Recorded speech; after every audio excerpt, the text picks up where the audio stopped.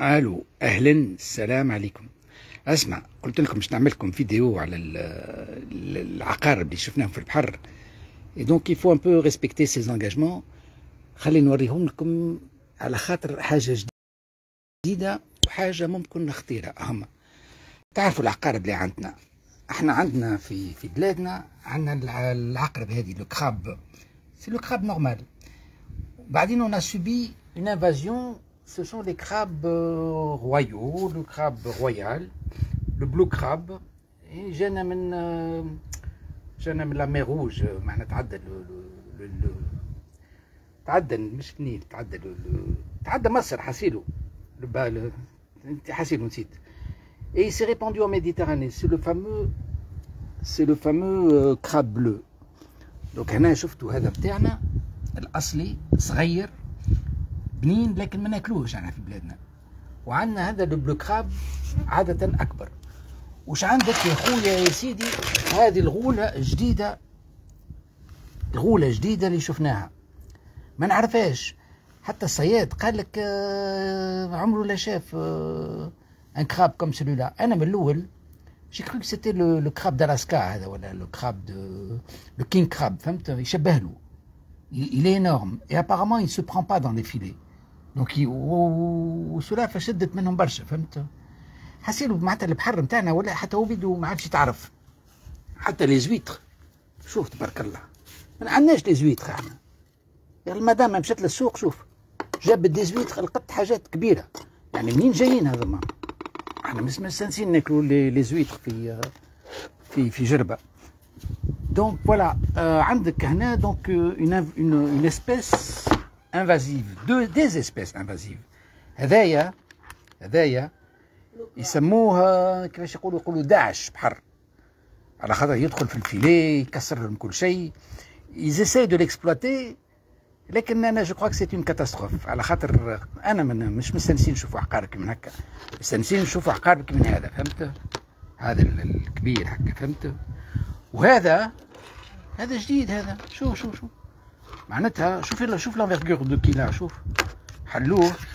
et le comble c'est qu'il ne se prend pas dans les filets، puisque انا الصياد قال لي اول مره نشوف عقرب كي من هكا، قال لي ما نعرفوش هذا. عنده كمان une grande envergure. والمراه شوف قداش شدت منهم ياسر. فوالا احنا مش عارف في عاداتنا في الماكله. هاكا نسيلو هذه الدقله نتاعنا نتاع جربه. Voilà, je crois que c'est dangereux. Je crois que c'est dangereux. À la khadr, on a une espèce invasive. خلينا نقلب voilà قلبت المترو ولا قلبت السكرين وليت ما عادش نعرف نتكلم. Je crois qu'elle est dangereuse cette invasion. À la khadr, le crabe bleu nous vient de la mer Rouge. Donc il a traversé le barrage, pas le barrage, le canal de Suez. Et il s'est répandu en Méditerranée. Et l'autre espèce, elle est venue du nord. On parle de king crab qui aurait été lancé par les Russes, par les communistes. On dit on a besoin de les accuser. Et il s'est répandu en Norvège et que l'on retrouve dans la Manche. Et moi je crois que j'ai cru que c'était cette espèce. J'ai mon ami Tarek qui m'a dit non, tu confonds avec l'araignée de mer Méditerranée. La vérité, je ne connaissais pas cette bête-là. Et il a raison. À la khatr, cette araignée de mer ressemble un peu à ce crabe d'Alaska. Alors est-ce que ce sont des petits bébés? On te dit que ce sont des crabes qui s'adaptent en mer profonde. في جربة la mer n'est pas profonde, elle est sablonneuse. Donc il est en train de s'étendre très très couramment, très facilement. Il se reproduit. تعرف احنا بالزايد البحر نتاعنا فراغ وقاعد ياكل les autres espèces. Et j'ai un autre ami قال لي on les trouve dans l'oued, dans les oueds. يعني l'oued c'est de l'eau douce. On trouverait des crabes dans les eaux douces. C'est une intrusion. Ça bouffe le poisson, ça bouffe les espèces locales. Et déjà que les espèces naturelles, locales, n'arrivent plus à se reproduire, avec ces crabes, je crois que c'est une catastrophe. Il faut en prendre conscience. Alors on veut bien essayer de gagner un peu d'argent, les Tunisiens ne sont pas habitués à manger du crabe Et en petite quantité, oui, mais voilà. S'il y a des spécialistes de la mer, ils sont bienvenus. Je pense notamment à mon ami Slim, Inch'Allah il se reconnaîtra, qui lui a un métier passionnant. Il est océanographe, je crois, Al-Hajjak. Donc il doit connaître les produits de la mer. S'il peut nous donner son avis, s'il peut nous aiguiller, s'il peut enfin aiguiller notre pays, parce que c'est pas moi, hein, c'est notre pays, où va notre pays. Déjà Daesh, vous voyez la signification. Il bousille les filets, c'est une espèce invasive, la pêche devient non rentable, en plus qui te bouffe le poisson, en plus qui s'étend. Tawa, on a une nouvelle espèce qui, elle, ne se prend pas au filet. Alors, est-ce que c'est l'araignée de mer ou est-ce que c'est de la famille des king crabs d'Alaska? Ça fait rire. Quand je vous dis ça, on va vous dire, allez, c'est pas possible. Mais les espèces s'adaptent. Surtout que notre mer de Djerba, elle a été vidée de son poisson. Donc le poisson ne sait plus se défendre. Il sait plus se protéger, parce qu'un poisson aussi se défend. Quand ils sont en groupe, ils ont une façon de se défendre. Mais maintenant, ils sont en minorité, puisque la pêche est compromise, et de nombreuses espèces ont disparu. Alors si je vous parle un peu du poisson, Djerba était immensément riche en diversité de poissons. On a un texte qui vous parle de la mer des langoustes. La mer des langoustes, c'est dans l'actuel Dar Djerba. Autrefois, elle était appelée mer des langoustes. Quand j'étais petit, il y avait des mérous, il y avait des murènes, il y avait des oursins, il y avait des crevettes, il y avait le bourri, il y avait les sars, il y avait et puis à part ça, tu avais les poissons saisonniers, ceux qui étaient de passage, avec l'ouzef, avec les poissons bleus, des espèces de passage. On voyait jamais de dauphins, on voyait jamais de requins, on voyait jamais de raies, et ces espèces sont apparues. Par contre, au marché, on voyait des tortues de mer. Donc vous voyez, toute cette richesse de la mer de Djerba, c'est extrêmement appauvri. Il y avait des étoiles de mer. Enfin, ça ce sont mes souvenirs de gamin. Hein. Quand j'allais à la mer, là, j'avais un plaisir d'observation. Je mettais un masque, il y avait des oursins. Et c'était tout un bonheur que de plonger dans un petit îlot qui se trouve du côté de Dar Djerba.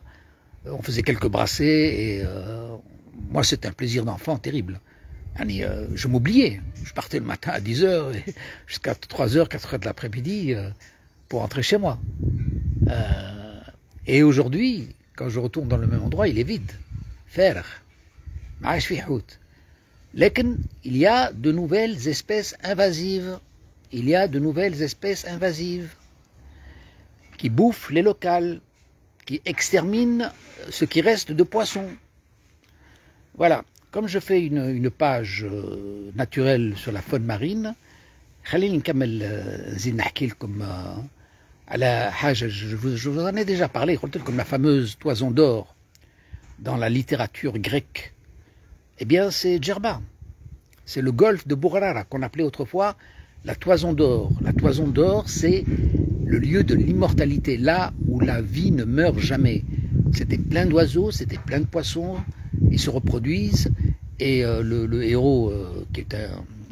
j'ai oublié son nom, Samahni, dans la mer de Triton, on parlait de la mer de Triton, Jason, voilà. Jason se retrouve bloqué, et il est envahi par des poissons, parce que l'eau n'est pas profonde, et quand on est à marée basse, eh bien, il y a plein de poissons, et donc ce mythe de Jason a traversé la littérature, comme quoi la mer de Triton, c'est le lieu de l'immortalité où la vie ne meurt jamais. Aujourd'hui, malheureusement, c'est mort. Et il y a une grande faute qui est commise par le gouvernement tunisien, c'est cette fameuse Qantara. Qantara était prévu avec 4 ouvertures. Il n'y a qu'une seule ouverture, et ils l'ont renforcée avec des roches énormes. Énormes. Alors, Jbel, il a été transporté en mer. Jbel Kamel. Jbel. C'est devenu imperméable, il n'y a qu'une seule sortie. la sortie qui était prévue, il n'y en a qu'une, les pêcheurs sont là, donc on est en train de tuer l'espèce, il n'y a plus de reproduction. La mer de Triton, que nous appelons Borrara, c'était le lieu de reproduction de tout le poisson dans le golfe de Gavès, dans la Méditerranée. Et à partir du moment où vous crevez le lieu de naissance, vous crevez, comment on appelle ce lieu il y a un nom qui appelle le lieu de naissance des poissons, vous crevez l'espèce, vous crevez la vie animale, vous crevez la vie des êtres. Alors si vous n'avez pas de respect pour la vie, un jour, vous ne respectez pas les poissons, vous ne respectez pas les êtres végétaux, vous ne respectez pas les êtres animaux, prochainement c'est votre tour, être humain. Et laissez-moi encore vous dire autre chose, c'est que Djerba a toujours voulu se protéger du continent. Cette fameuse Qantra, qu'on appelait autrefois Gontra, elle a été construite par les Hafsides, par la dynastie des Hafsides, pour relier l'île de Djerba au continent. Et les Djerbiens ont détruit cette Gontra, ils ont détruit tous les bateaux à coque basse, à coque plate, pour qu'ils ne viennent pas sur l'île de Djerba, pour qu'on continue à se protéger. On a aussi développé la sorcellerie, on a déposé des tas de choses, des peurs, sur la vie des scorpions, sur la vie des animaux, sur la sorcellerie, etc., pour protéger l'île des invasions. Aujourd'hui, nous sommes envahis, et cette Gontra, qui est devenue le Qantra, c'est une route, ce n'est plus une route avec 4 ouvertures. Moi, vous savez, ils avaient un projet de fabriquer un pont entre...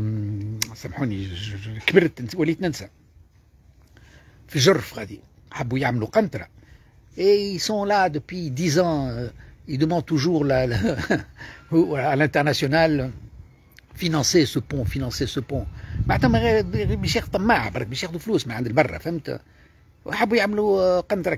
Ils n'ont jamais réussi à avoir les fonds, la conviction, et en plus, d'un point de vue écologique, c'est pas bon. Donc ils se sont retournés sur Al-Qantra. Donc le Qantra, la petite route là, qui nous mène tranquillement, la chaussée romaine qui nous mène sur l'île de Djerba, ils ont voulu la renforcer, ils veulent la renforcer, ils sont en train de la renforcer avec de la pierre, là, جبلات هدموهم وجابوهم في البحر. C'est quoi ça؟ يعني بلاش فلوس هذا؟ بلادكم تاعكم تجي تاخذ هكا وترمي، معناتها vous ne financez pas les roches, les montagnes que vous détruisez. لا هكا خاطر c'est le حاكم. يعني الحاكم vous donne l'exemple de l'abuseur, du corrompu. Il prend ce qui est dans le pays, il le prend, il s'en fout, il paye pas. Je n'en paye pas. Ah, toi tu payes, moi on paye. Mais l'État, lui, paye pas. Donc le premier corrompu, c'est l'État. Au nom de l'État, on peut tout se permettre. Et c'est une catastrophe. On a bouclé cette mer de Triton, on a bouclé cette mer de Borrara, en langue tunisienne actuelle. Et voilà. Voilà. Bon, comme j'ai pris la parole, خليني نكلمكم نكمل معكم. حاجة أخرى كنا حكيت لكم على هذه la toison d'or, le mythe grec. Là, la culture grecque ancienne, elle est en nous, surtout dans le sud. Vous savez par exemple que Xerxes, qu'est-ce que c'est que Xerxes? Xerxes vient du latin, ou du grec, Georgius. Vous ne savez pas ça? Eh bien, c'est un reste.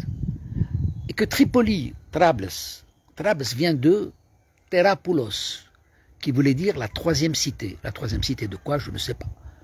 Il y avait la troisième cité, la cinquième cité, et Terapoulos, c'était Trabes.